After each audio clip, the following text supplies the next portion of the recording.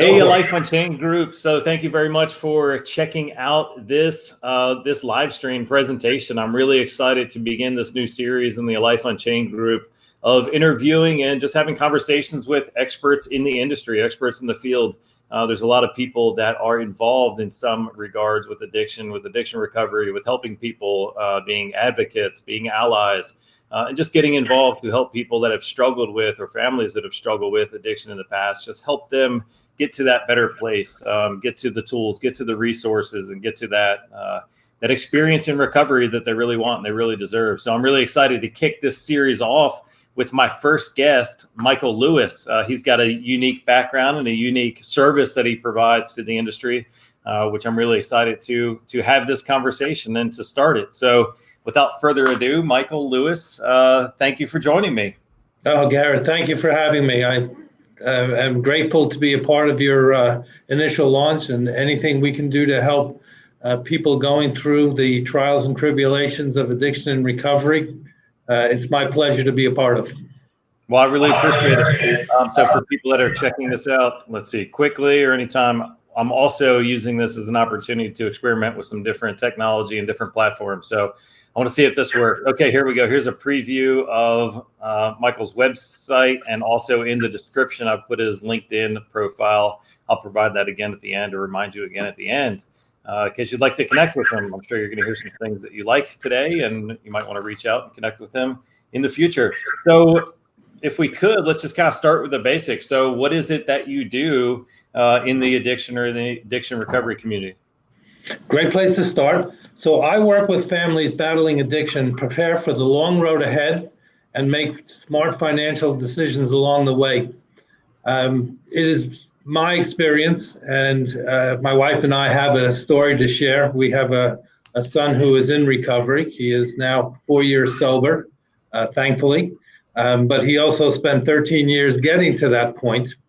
And at the time, we were dealing with all the emotional struggles that you can imagine. You have a young man who basically has lost his way, turned to drugs, became very distraught, very depressed.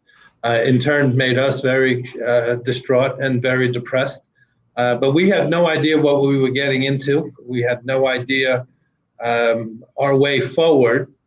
And as parents, we just felt like we had to do whatever it took, and we would write a check to no matter who it was, as long as they promised to, return our child to us and we can get our life back to normal. Over the course of this journey, we learned a lot, one of which was once you're on this journey, you don't ever come back to the way it was. It is a new way forward. And two, the financial implications of recovery. And I don't just mean the costs to me. There are so many hidden costs in dealing with recovery. And it's the direct cost of rehab. It's the cost of medications, because typically someone who's going through this journey has potentially some mental issues that need to be dealt with. Mm-hmm. As a couple, we were going through some trials and tribulations, so we needed some counseling as well. You have transportation costs, you have the cost of relapse, you have the cost of enabling your loved one. I can tell you countless stories of how our child was able to talk to us, manipulate us, and we continue to feed into the habit.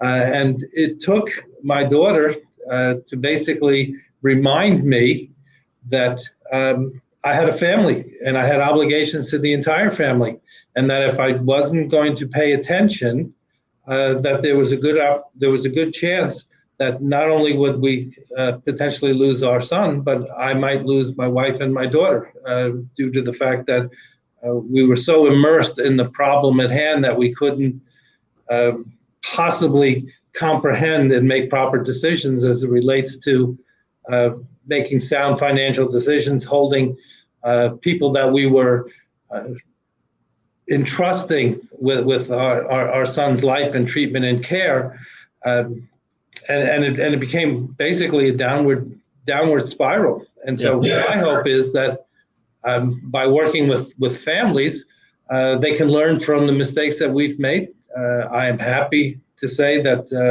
we're in a really good place now. Our son is doing very well, but it was a long road, and it continues to be a road. So, my objective is to deal with the family. I mean, I can't emphasize it enough. It is a family issue, not just an individual issue, but it is a family issue that has many different flavors. In our case, we were dealing with the teenagers. Other families are dealing with maybe a loved one, a spouse. And each one has different considerations that need to be taken into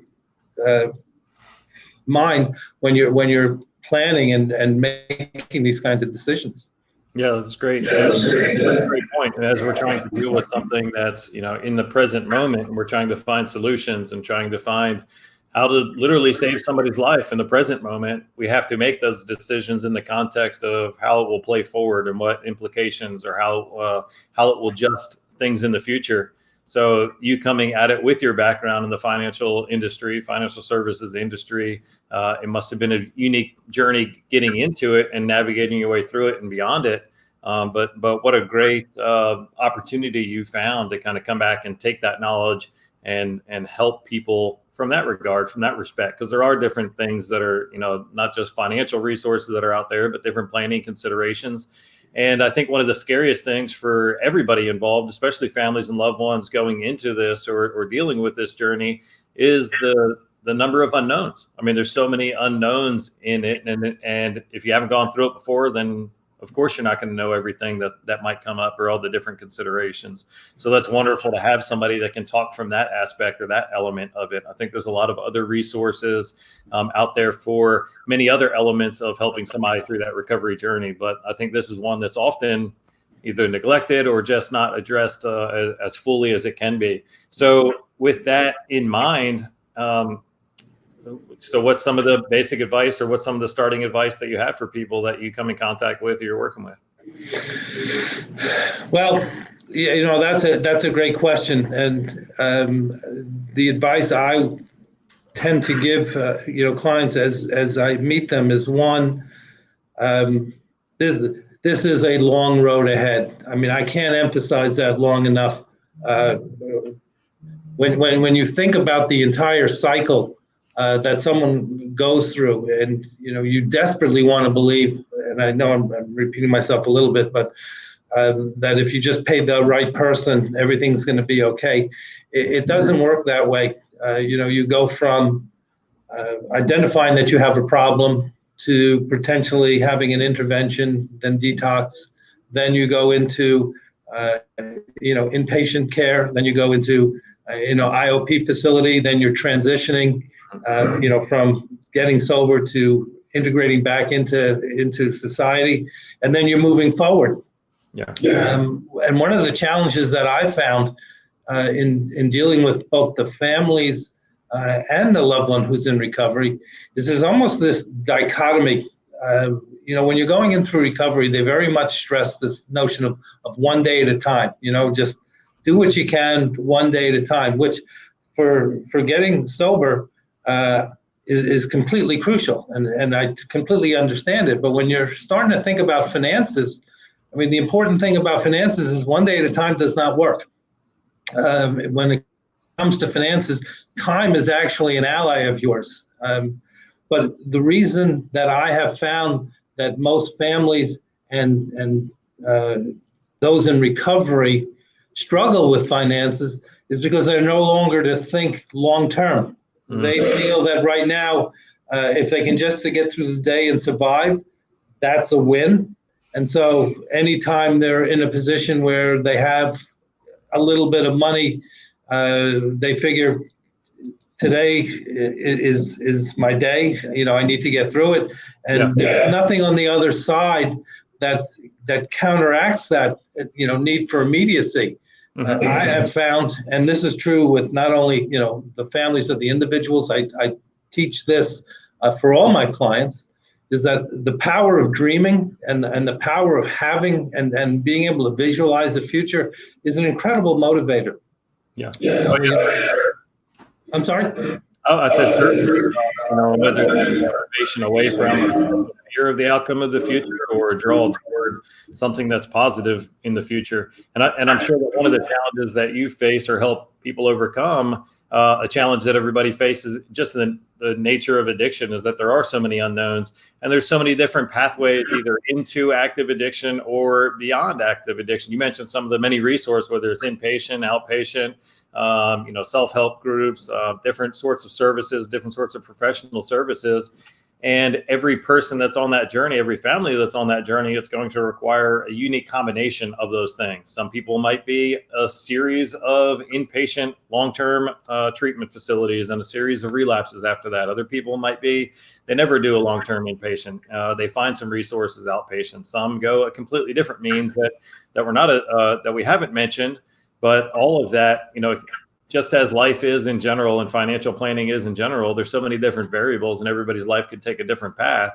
So today, the decisions and the plans that you put in place today need to take into account so many potential variables or outcomes in the future. Real quickly before I forget, so if anybody's watching this live, please, you can drop your comments in the comment section. If you're catching a replay and you have some questions or comments that you'd like to add to the conversation, then you can please do so in the comment section. You can tag Michael directly if you want him to respond, or I'll be happy to forward anything on. You can also check out his website at any time and connect with him personally or privately through the website and through his LinkedIn account, which is posted in the description. So now back to my train of thought. So many different variables, so many different options or opportunities, and everybody's focus, as you mentioned, is kind of being on surviving this moment, which really that's at the root of addiction, whether it's the family that's trying to deal with the struggle or whether it's the individual that's struggling with that addictive substance or behavior. It's all about trying to survive this moment. So what's the best advice for surviving this moment and getting the tools and resources and paying the expenses that are needed today, with that vision for the long term, the success in the long term? So you make a couple of really good points, and I'm going to go back to my wife's and I's particular situation. One is in the immediacy of the moment, we had no long-term plan. So we had no idea where we were going and how we were going to get there. So we were basically a rudderless boat in a very strong current, just being taken down a whitewater raft, for which we were completely unprepared for. What a plan does, it gets you grounded. It makes you understand that there is a rhyme and a reason and a direction. And for us, that was profoundly impactful because it took us from feeling completely hopeless and lost to more of a purpose. It allowed you to not only focus on the short-term needs that you have, but it also had a longer-term goal and aspirations that you were shooting for. And all of a sudden you realize that if you pushed and used all your finances to deal with just the short term ahead, you realize that you were going to come up short later on. Mm-hmm. And what that does is it starts making you more aware of the choices you've made, and it starts getting you more involved in holding other people accountable. And I don't just mean the facilities. The interesting thing about recovery is, as much as you want it to happen on behalf of the loved one, and you feel that if you spend the money and maybe you push hard enough, that loved one is ultimately going to do the work required in order to receive the benefits of treatment. The fact is, if he's not ready, it's not going to happen. And that was a hard lesson for us to learn. We realized at some point as parents, as much as we wanted him to be well, as much as we wanted him to be happy, we couldn't do it for him. And when you get to the point that you recognize that someone once told me, if you care more about your loved one's recovery than they do, you're on the wrong path. The person in recovery has to own the recovery.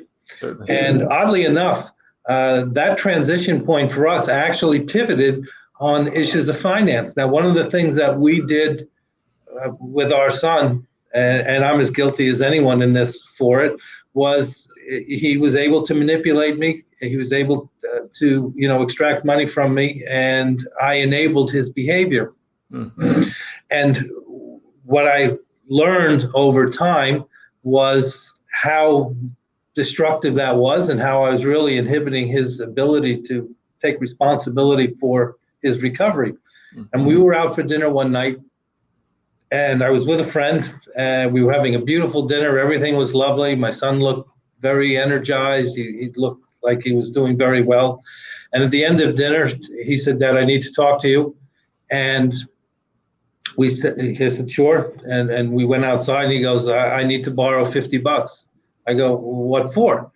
He goes, "Well, I don't get paid for another 2 weeks. My rent is due. I need gas in the car. I don't really have any food in the refrigerator. And if you could just give me $50, I think I can make it till the next paycheck."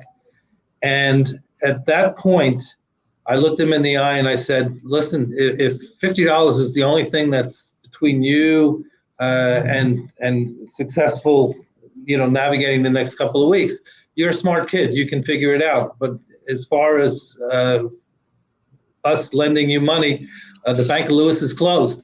And he stormed out, and he looked at me with such combination of disbelief and anger and hatred, and he stormed off. And I literally did not hear from him for 3 days. And I can tell you that was the longest 3 days of my life. I'm sure. But the third day he called, and he said, "Listen, Dad, I know that was a tough decision for you. I just want you to know that that was the right decision. I have to take responsibility for this, and I'm going to." And from that point onward, what I found was we stopped looking backwards and trying to figure out how we got to where we were, but we started looking forwards and saying, "All right, what do we do from here?" Yeah. And maybe that's the most important thing that I think came out of this is when we were arguing, and we argued a lot, and we argued over some very minor things. And I started to realize that for the most part, what I was really mad about wasn't that he was in recovery or that he was, addiction, or even that if he was failing. What I was angry about was what it was doing to the rest of my family, and he didn't know about it. And I found that I probably didn't give him enough credit. I was so nervous that he was so frail, so fragile, that if I shared with him what I was going through as a parent, that it would just put too much on his shoulders and force him back down the road of relapse. Yeah. But what instead I learned was that by sharing with him what it was doing to all of us made him more keenly aware of the importance of whatever help he was going to get going forward. He had to make the most of whatever we were willing to give him. Yeah, wow. And that was, again, hugely impactful. I mean, today, our son is working 2 jobs. He's been very happy. He's very grounded. He's gotten a lot more philosophical in nature. He's gotten a lot more even-tempered. We have deeper discussions about things that are concerning him. And while I'm not going to say that it all came from, discussion of finance, I will tell you that getting that discussion out there and having these discussions and sharing with him what it was doing to the family, that it became not just about him, but it became about us, was transformational. That's great. Yeah. And I mean, it is so, however it comes, but so important in that recovery journey. So I'm glad to see that you were able to recognize and kind of make that shift, whether intentional or just coincidental to your willingness to make that tough decision in the moment. But it puts you on that place where that family unit could come back together, and it looks like that might have helped your son navigate the path that he did. Backing up a moment, you mentioned you mentioned, let's see, oh, knowing when that family member is ready to get support, because I've seen it, and I'm sure you've seen it. A lot of money is wasted, a lot of time, energy, and money is wasted in trying to force people or getting people to go into or seek treatment when they're not ready for it. And as is commonly known, if the person's not ready for it, nothing's really going to help. Now, how you can help them get to that place where they're ready, I mean, there's different approaches or different philosophies about that, but ultimately it has to be their decision, has to be what they're trying to do. So what advice do you have for family members that have a loved one who's struggling, but it's evident that that person's not ready to seek or get the help? This is going to sound hard and maybe callous, but the fact is, if someone is not ready, you have to be, in my opinion, prepared to let him go and let him find his own way. And wherever it takes him and as low as it takes him, then that's the journey he has to take. We did not do that initially. We, were certainly behind him, but we sheltered him. We made it easy for him not to take on recovery because he had a safety net, as it were. He had a bed to live in. He had, a roof over his head. He had food in his belly. And with him and with us as a family, at some point, and it's very difficult. I mean, you think you're turning your back on him, but really, and I go back to the other story when he looked at me, when I basically said no, when I thought I was, basically sending him away forever. What he learned from this also is he saw a strength that maybe we didn't have at the time. A lot of kids, they realize they're manipulating their parents, but what they really want is they want their parents to show some backbone. They want their parents to stand up for themselves. And so you're getting pushed and you're getting pulled and, you're getting torn between what you want to do. And in reality, what you really need to do is just recognize that I've done what I can. I brought you up. I've taught you everything that I can teach you. And now I have to put trust in you, and you put your trust in God that whatever happens from here on out, He's going to find this inner strength to do it, and you have to believe that. And believe me, at the beginning, you barely can, continue to have faith in God as you watch what's going on here. But in the end, we had to come to grips with the reality of, whatever's going to happen, we're going to have to put faith that He's going to do the best He can. I still, I had my wife, I have my daughter, we have careers. Everything was put on hold during this process, and it was crippling our family. And in the scheme of things, when you try to put all of this in perspective, as much as I want to make sure that my son is well, I also want to make sure that my wife is well, and I want to make sure that my daughter is well. And I do nobody any good if I tap every resource I can to solve one problem and create three others in its place. For us, it worked out well. Clearly, at the time you do it, you really are praying that it works, and you have no idea if it will. But what I would tell parents or loved ones is, you have to put your faith in them, that you've taught them well. I had a conversation with one parent, and they felt hopeless. And I said, listen, the fact that they're in a program should be very encouraging. And while you don't think they learned anything now, I will tell you, when they come out the other side, it's going to be precisely because of the values that you taught them that you don't think they have right now is what's going to get them through. And you just have to be patient. You should never give up hope. You should never give up love, but you have to give up control. And that's very hard. You think because you're paying the bills and you're enabling him, that somehow that allows you to make decisions for him. It really doesn't. And I think the strength really comes from your ability to let go. So yeah, is that strength that you tapped into in that story that you shared? You know, not providing the money that evening. What else did you tap into, or was it just that the faith that you had done what you could in the time that you had, and those strengths, or that wisdom, or that courage was going to come to the surface when you stopped, enabling or pushing in the wrong direction?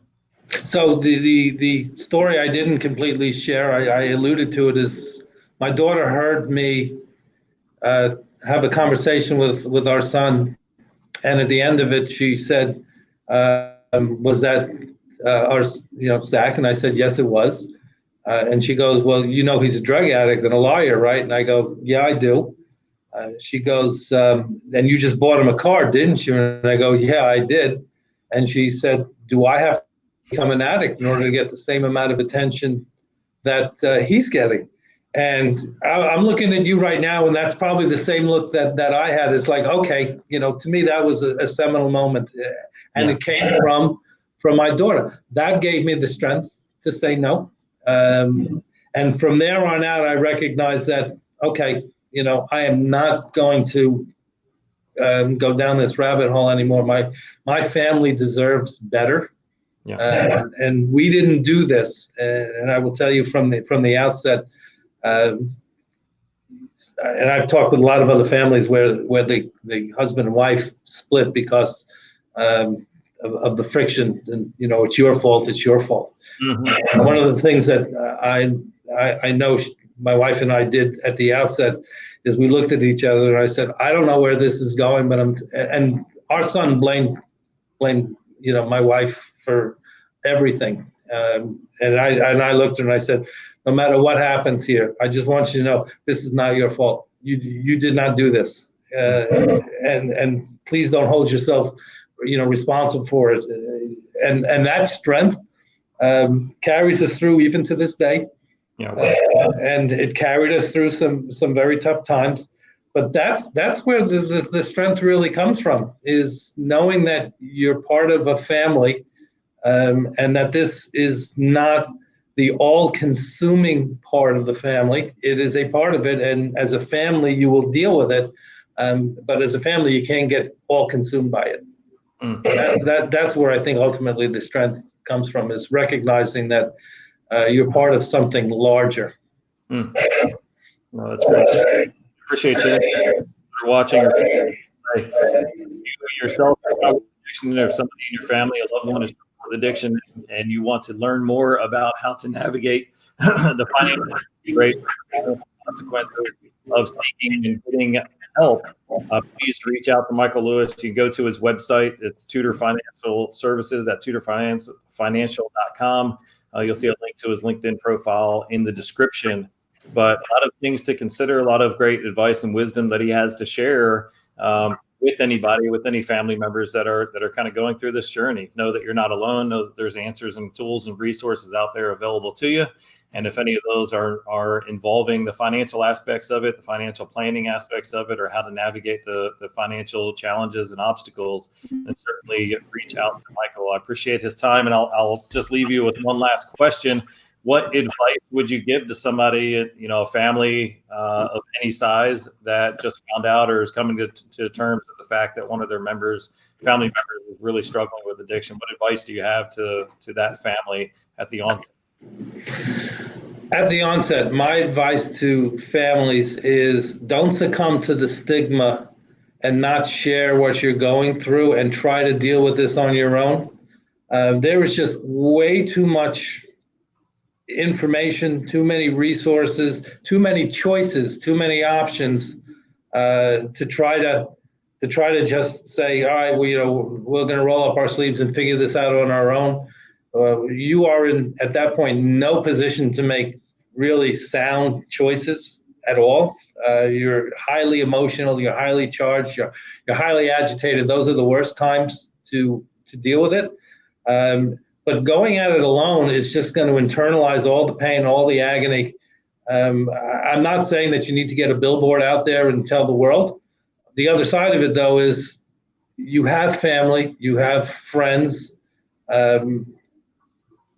Don't be afraid to tell them what you're going through, and don't be afraid to seek help. And this is why I chose to do what I do. Addiction has its own stigma.